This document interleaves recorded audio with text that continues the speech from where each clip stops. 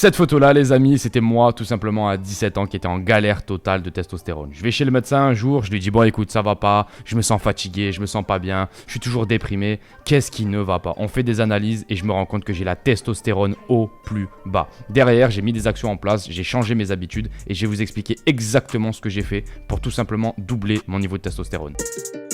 C'est tout simplement d'avoir un sommeil de champion. Trop de gens négligent le sommeil. Astuce numéro 1 pour le sommeil, ça va être tout simplement de ne pas avoir de lumière rouge qui te rentre dans les yeux la nuit. La lumière de la télé, la lumière de ton réveil, la lumière de n'importe quoi. Tu dois dormir dans le noir complet pour avoir un sommeil réparateur. Astuce numéro 2 pour le sommeil, tu dois dormir avec du scotch sur la bouche. Pourquoi je te dis de dormir avec du scotch sur la bouche? Tout simplement parce que quand tu fermes ta bouche, tu vas respirer par le nez. Comme ça, plutôt que de respirer comme ça. Et donc du coup, tu ne vas pas être en fuite, en galère, en stress pendant ton sommeil. Tu vas être en repos tout simplement et ça va calmer le système et ça va permettre aux hormones de bien pouvoir être stimulées. Numéro 3, tout simplement dormir assez. Trop de gens négligent le sommeil et ne dorment pas assez. Ils préfèrent jouer à la play, regarder TikTok, regarder des trucs de merde sur YouTube, des vidéos de chats ou je sais pas quoi. Et en fait, tu défonces ton sommeil. Pourquoi? Parce que les heures de sommeil avant minuit sont beaucoup plus intéressantes que les heures de sommeil après minuit. Donc en fait, à 8 heures de sommeil, c'est-à-dire que tu fais minuit jusqu'à 8 heures, tu as fait 8 heures de sommeil, mais 22 heures jusqu'à 6 heures, tu as fait 8 heures de sommeil, et c'est largement mieux de faire 7 tranches horaires. Pourquoi? Parce que les heures de sommeil avant minuit sont extrêmement importantes et sont extrêmement efficaces en termes de repos total. Astuce numéro 2, tu dois garder un poids santé. Quand je te dis un poids santé, c'est pas poids minceur, je sais pas quoi. Non, c'est que tu dois pas avoir un body fat énorme. Genre, tu dois pas faire 90 kg pour 1m70. Et tu dois pas non plus faire 60 kg pour 1m70. C'est pas possible. Tu dois vraiment avoir un poids qui est en fonction de ton corps. Et ça, c'est un truc que je me suis aperçu parce que moi, j'étais super faim et je continue à courir. À l'époque, je faisais des rushs de 12 km, de 14 km et j'en faisais tous les 2 jours. Et en fait, j'épuisais mon système nerveux. Et surtout, j'étais dans un poids où en fait, les hormones ne pouvaient pas être bien générées. Pourquoi? Parce que le corps comprenait qu'il y avait un problème, qu'il y avait un stress qui était beaucoup trop grand. Et donc, il faut faire extrêmement attention à ça. Faire extrêmement attention à votre poids. Si vous voulez avoir une bonne testostérone, il faut être aux alentours pour moi du ratio de 1. C'est-à-dire si tu fais 1m75, tu es aux alentours des 74 jusqu'aux 76 kg. Si tu commences déjà à dépasser 77, ton corps va comprendre qu'en fait tu es dans une période de gros confort, que tu es dans une période où tu n'as pas besoin de générer énormément de testostérone. Et donc il va se dire, en fait, on n'en génère pas besoin, puisqu'il a énormément de stock de réserve. Et au contraire, si tu es tout en bas, je sais pas, tu fais 1m75 et tu fais 59 kg, il va se dire exactement pareil. Il va se dire, putain, mais c'est pas possible. Là. On est dans une période de stress intense. Le but, c'est pas de générer de la testostérone. C'est surtout de se sauver. Parce que là, il est en galère, le pauvre mec, tu vois. Il faut vraiment faire très attention à ça. Et en règle générale, ta testostérone va revenir quand tu vas être au poids parfait. C'est-à-dire que si tu fais 1m75, je te le répète, allez, tu peux aller jusqu'à 73 et grand maximum 77. Tu vois, mais il ne faut pas que tu continues à monter ou à descendre. Voilà, c'est très important. Point numéro 3, truc qu'il faut faire extrêmement attention, c'est ton alimentation. Trop de gens ont une alimentation totalement déséquilibrée et qui déséquilibre leur corps. Ils font trop attention à lipides, protéines et glucides. Et ils font pas assez attention à la qualité de micronutrition et surtout de vitamines qu'il y a dans leur corps. Donc en gros, ce que tu vas devoir faire, c'est prendre du magnésium en complément, prendre du zinc en complément, prendre de la vitamine C et des fois D. Si tu habites à Paname par exemple, tu n'as jamais de vitamine D. Donc c'est extrêmement important que tu prennes ça pour ton corps. Sinon en fait, on s'est aperçu que la testostérone ne pouvait même pas être générée. C'est-à-dire que le soleil est un générateur de testostérone qui est juste énorme. Et la plupart des gens qui ne vivent pas au soleil, ils ont des galères de testostérone. Même si c'est minime, mais en fait petit à petit ça commence à chuter. Et année après année, c'est une grosse galère.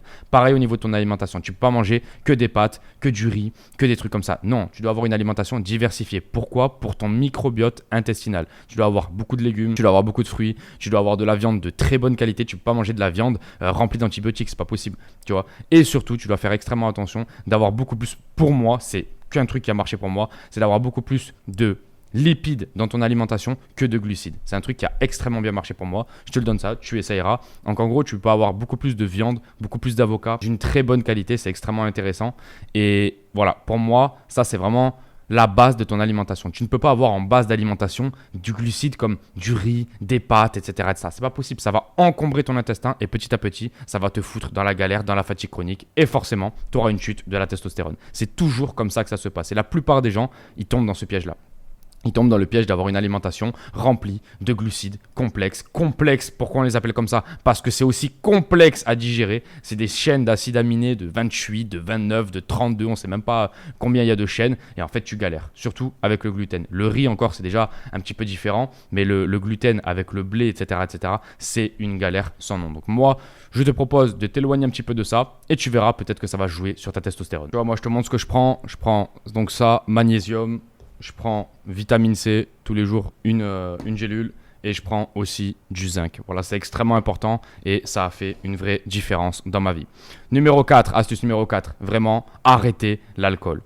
Alors ça les amis, il n'y a pas plus destructeur de testostérone, il n'y a pas plus destructeur d'âme masculine que l'alcool. En gros, comment fonctionne l'alcool? C'est-à-dire que tu vas boire quelque chose, ton corps va le considérer immédiatement comme what the fuck, c'est quoi ce bordel, je sais pas ce que c'est. On ne sait pas du tout ce que c'est. Donc en gros, ce qu'il va faire, c'est qu'il va te le mettre en fat immédiatement. Le foie va devoir essayer de détoxifier cette connerie parce qu'on sait même pas ce que c'est. C'est tout simplement du poison pour ton corps. Et en fait, c'est que de la galère. L'alcool n'apporte absolument rien du tout dans ton corps. Il va apporter que de la galère, que du poison et que de la détox, tu vois. Ce qui va se passer, c'est que tu vas épuiser ton corps, et tu vas te dire ouais, non mais Val, attends, moi je bois quasiment jamais, je bois une fois par mois. Mais même une fois par mois, en fait, tu es juste en train de mettre ton corps dans une galère où il va descendre petit à petit parce que tu l'as bien compris. À côté, t'as pas une alimentation parfaite, on le sait bien. T'as pas un sommeil parfait, tu es toujours en train de regarder TikTok avec des trucs, tu sais, tu te lèves le matin, tu regardes immédiatement ton téléphone, machin truc. On sait le mode de vie que tu as. Donc, ça, plus l'alcool, plus le fait que ton alimentation aujourd'hui, elle est remplie de pesticides, de fongicides, de gluten, etc.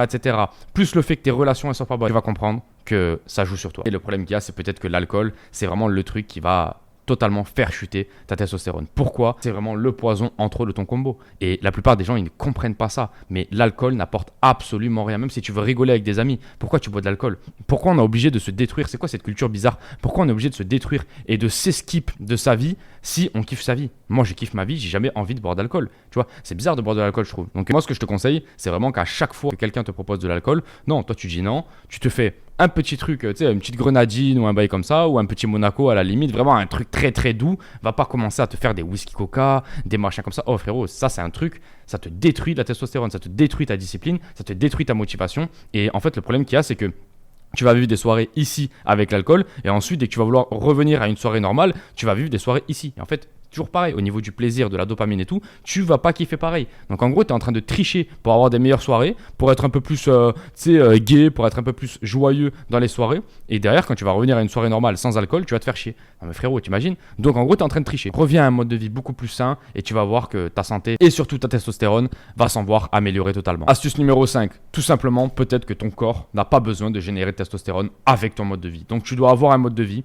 qui génère de la testostérone. Je te dis une connerie, tu vas dans un centre commercial et tu vois des femmes qui sont super belles. À chaque fois, ton corps te fait des signaux en mode ah ouais, celle-là elle est attractive et toi tu vas pas aborder cette femme-là.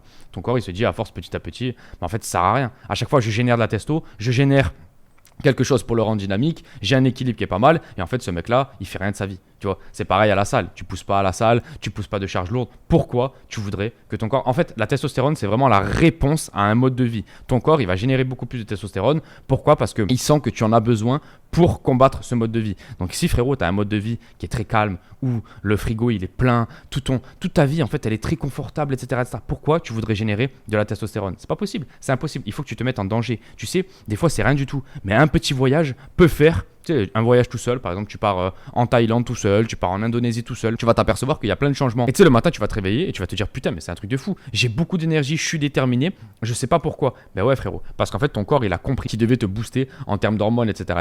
Parce que, ben frérot, t'étais dans une situation de danger. Et c'est pas pareil que si t'habites en région parisienne, avec tous tes potes, avec les frigos pleins, quand tu vois une meuf, tu vas pas parce que tu te dis oh, de toute façon, c'est une française, elle va mal me répondre et tout. Oui, mais là, t'es dans une situation de zéro danger. Et donc, la testostérone n'est pas sécrétée. Si tu veux vraiment sécréter de la testostérone, il va falloir que tu te mettes en danger. Donc le danger, ça peut être quoi? Ça peut être sous une barre de développé couché et juste rajouter 5 à 10 kilos sur ta charge où tu es un peu confortable. Tu vois, tu commences à augmenter, tu commences à vraiment te mettre en danger. Et là, tu vas t'apercevoir que ton corps va répondre de manière positive. Et ça, tu peux le faire dans toute ta vie.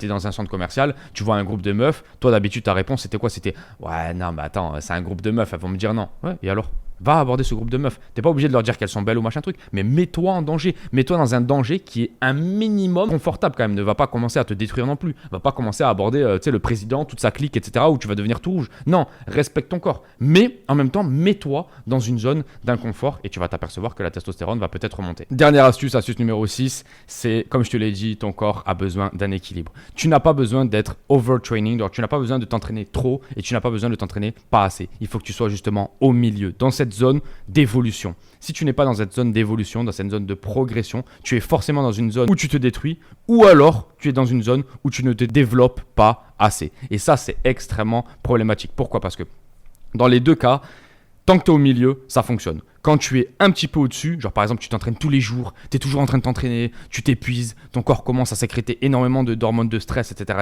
tu commences à te foutre dans la galère et ta testo va chuter. Quand tu es trop en bas, c'est-à-dire que tu n'es pas assez en danger, justement, je te l'ai expliqué dans le point précédent, bah là, c'est la même histoire, tu vois. Il faut que tu sois au milieu. Par exemple, tu as une échelle comme ça, tu vois. Il faut que tu sois de là jusqu'à là. Donc en gros, il faut que tu t'entraînes assez, mais pas trop, et il faut que tu t'entraînes assez, mais non pas assez. C'est extrêmement intéressant de comprendre ça parce qu'en fait, si tu vas à la salle, je sais pas, je te dis une connerie, une fois dans la semaine, ça sert à rien. Si tu vas à la salle 6 fois dans la semaine, la plupart du temps, ça va mener à un surentraînement. Il faut vraiment que tu sois dans l'équilibre et ça dans toute ta vie. C'est pareil pour le travail. Le travail, pourquoi les gens en France, ils ont dit ah ouais, je veux travailler 35 heures, je veux pas travailler 59 heures parce qu'en fait, on s'est aperçu qu'à partir d'une certaine activité de travail, tu t'épuises tout simplement et tu n'es même pas apte à aller au travail le lendemain. Tu t'épuises, tu rentres dans une boucle de cortisol et c'est la galère. C'est pour ça que d'ailleurs, les Américains, ils ont beaucoup d'argent. Ils sont blindés. C'est vrai parce que l'Américain moyen, il a beaucoup d'argent, mais il vit quand même jusqu'à 74 ans en termes d'espérance de vie. Et en France, je crois que c'est 79, tu vois. Donc, il y a quand même 5 ans d'écart entre deux pays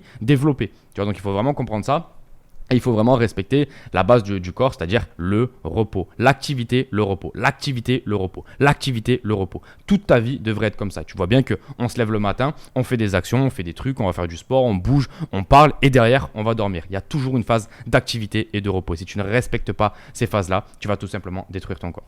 Frérot, YouTube automatisation, premier lien en description si tu veux lancer ton business en ligne sans montrer ton visage. Tu vas avoir des commissions d'affiliation en automatique. Tu as juste besoin de choisir une niche et derrière, tu vas faire des vidéos grâce à l'intelligence artificielle. Je t'explique tout de A jusqu'à Z. Des débutants total font plus de 3000 € en l'espace de 3-4 semaines. Qu'est-ce que tu attends pour venir créer ton business en ligne? On est ensemble. Premier lien en description et tu as un coaching avec moi-même. Donc tu ne peux pas échouer. Frérot, on se dit à la prochaine. Je te laisse là. Ciao, ciao.